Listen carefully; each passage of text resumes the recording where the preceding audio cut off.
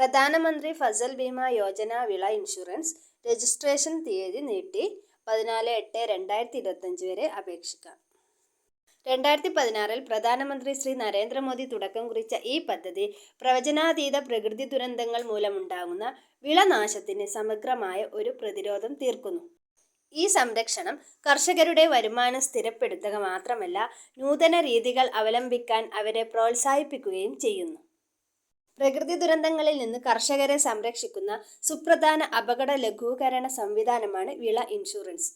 ആലിപ്പഴ വർഷം, വരൾച്ച, വെള്ളപ്പൊക്കം, ചുഴലിക്കാറ്റ്, കനത്ത അകാല മഴ, രോഗബാധയും കീടങ്ങളുടെ ആക്രമണവും തുടങ്ങി പ്രകൃതി ദുരന്തങ്ങൾ മൂലമുണ്ടാകുന്ന വിളനാശനഷ്ടങ്ങൾ അനുഭവിക്കുന്ന കർഷകർക്ക് സാമ്പത്തിക സഹായം നൽകുകയെന്നതാണ് ഈ പദ്ധതിയുടെ ലക്ഷ്യം.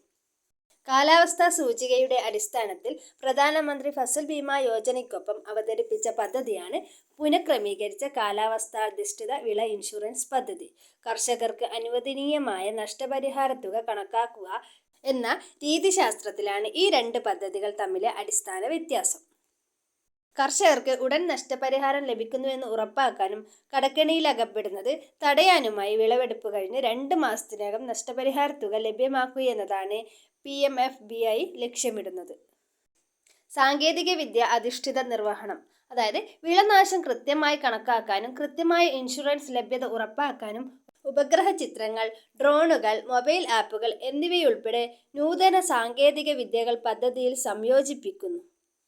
പരിരക്ഷിക്കപ്പെടുന്ന അപകട സാധ്യതകൾ എന്തൊക്കെയാണെന്ന് നോക്കാം. വിളനഷ്ടം: തീപിടുത്തം, ഇടിമിന്നൽ, കൊടുങ്കാറ്റ്, ആലിപ്പഴ വർഷം, ചുഴലിക്കാറ്റ്, വെള്ളപ്പൊക്കം, പ്രളയം, മണ്ണിടിച്ചൽ, കീടങ്ങൾ, രോഗബാധ, വരൾച്ച തുടങ്ങിയ തടയാനാവാത്ത അപകടങ്ങളിലെ വിളനഷ്ടങ്ങൾക്ക് സർക്കാർ ഇൻഷുറൻസ് പരിരക്ഷ നൽകുന്നു.